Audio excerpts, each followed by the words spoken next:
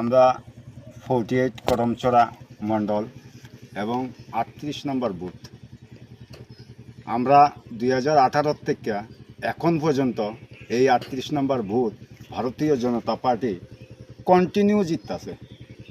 কিন্তু আমরা এখন পর্যন্ত এই 38 নম্বর বুথের 600 ফ্যামিলি আছে। এই রাস্তাটার অবস্থা একদম খুবই খারাপ, অবস্থা খারাপ। তাই আমরা মুখ্যমন্ত্রীর কাছে বিশেষভাবে অনুরোধ করতেছি যে আমরা এই রাস্তাটা দ্রুত তাড়াতাড়ি হওয়ার জন্য বিশেষভাবে অনুরোধ করতেছি।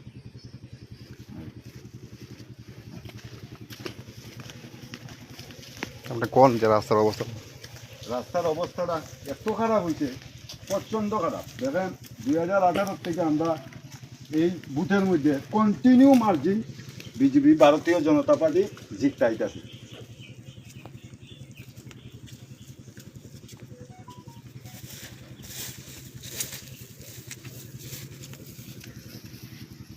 এবং এবার লোকসভা নির্বাচনে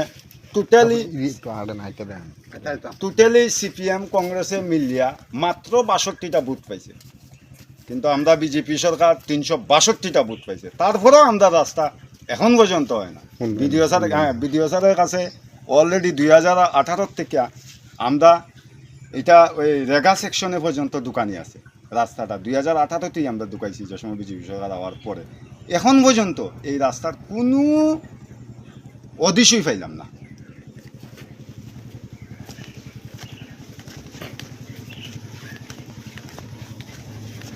রাস্তার অবস্থা দেখতো কোন সবাই?